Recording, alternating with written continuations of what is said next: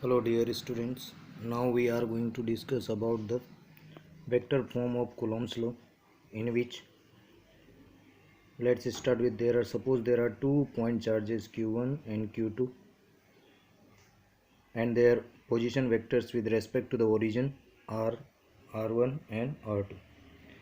Now as you can see, there is a triangle, this can you see this triangle? When we will be applying the triangle of vector addition, one time in clockwise and one time in anti-clockwise, and we will be finding the values of vectors which is joining from q1 to q2. So once we will be moving from q1 to q2, that is the vector r21, and from q2 to q1, when the force will be on q2 by q1, that time this vector will be in action, so that is r12. So this is known, but these two vectors are unknown.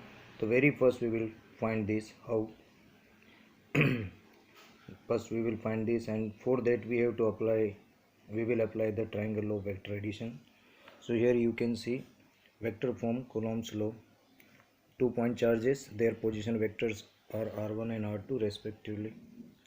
So using the triangle of vector addition, which we discussed in 11th standard, you can see, if we look at this triangle clockwise, I have mentioned here, this is your clockwise, this way. So what we will get? r1 plus r21. Triangle law, if you remember triangle law, it says that if two vectors are arranged in such a way that tail of one vector lies on the head of other vector, so here the tail of r21, it is tail, is lying on the head of r1, it is head.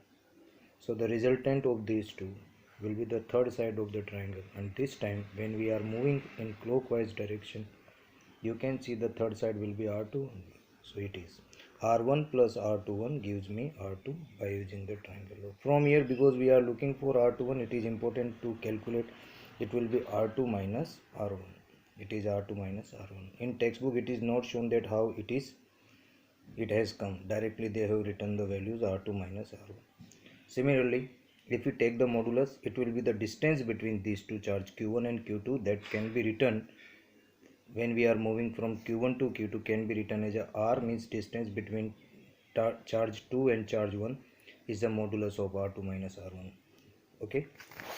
Similarly, again, if you look at this triangle, and if in this time if we apply the triangle of vector addition in anti-clockwise, so how we will be moving? We will be taking this vector, we will be finding this vector to understand the Coulomb's vector law. So this time the tail of r12, this is tail, suppose is lying on the head of the r2, so r2 plus r12 in result will be giving the third side of the triangle. Can you see this? Suppose this vector is this one, suppose this is the side which is representing this one and this one, both of are coincide. Suppose this vector and this vector can be understand here, we can assume that it is only here. So r2 plus r12 will be giving in r1 again. So if we apply the triangle of vector addition in anti-clockwise, we will be getting r2 plus r12 equals to r1, or we can say, because we are looking for r12 which is unknown, r1 minus r2. If I take the modulus, what I will get? Again I will say it will be the distance between, again if we take the modulus of r12, it will be the distance between 1 and 2, and that is r1 minus r2. Okay. So initially it was r2 minus r1. When you are looking for r21, and it is this, because distance from 1 to 2 or 2 to 1 cannot be different, so later on we will be writing the r12 as a r21. Now Coulomb's law, according to Coulomb's vector law, if we look this figure from left to right, look at this figure from left, this is left and this is right. So when we look the figure from left to right, what we can see? The force on 1 by 2, it is the force on 2 by 1. When we look at this figure, the charge 1 will be, according to vector law, charge 1 will experience a force due to charge 2, and charge 2 will experience a force due to charge 1, but direction will be important. So force on 2 by 1 is given by k q2 q1 upon r square to 1, which is the scalar form of Coulomb's law. that force between two vectors can be calculated, and this is in which direction? You remember that figure, recall the memory. It is from left to right. It is from left to right, from 1 to 2. It is from 1 to 2. I am taking this as a r cap r21. Okay, force on 2 by 1. Similarly, if we go from right to left, if we go from the reverse, in reverse direction, we will be getting force on 1 by 2. Force on 1 by 2, I am taking this vector. It can be written k q1 q2 upon r square 1 2 r cap 1 2, where r cap 21 and r cap 1 2, what are these? R cap 21 is a unit vector in the direction of from 1 to 2, and R cap 1 2 is the unit vector from direction 2 to 1. You remember, it is there. So both of the vectors are in opposite direction. Now we will remain the equation number 1 as such, but we will change the equation number. We will do something with equation number 2. As we have seen that these unit vectors which are showing the direction, they are opposite direction. Yes, so these are opposite vectors. How we used to write in opposite vectors in physics? If this is your plus, of course this is plus, so this is your minus. Or you can say if one is moving this side, then another one, this is opposite, means 180 degree. So it is the case of 180 degree. Opposite means east or west, north or south. So r cap 1 2 can be written minus r cap 2 1, or the distance between 1 and 2 is equals to the distance between 2 and 1. It's simple.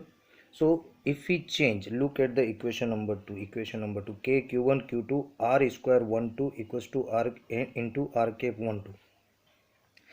So if I carry this, can I write f12 is to k q1 q2 r square 2 1. Remember, it was 1 2, now I have written it as a 1 2 because the same distance. Okay, and I have mentioned r cap 1 2 from this equation as a minus r cap 2 1, means I have replaced 1 2 completely with 2 1. What will happen? This minus will multiply with this plus, which is hidden here.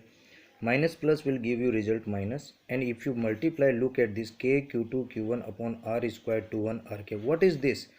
Go up there and you find the equation number 1. What was equation number 1? f21 is k q2 q1 or q1 q2 upon r square 2 1 r cap 2 1. It is same? Yes, it is. We have obtained.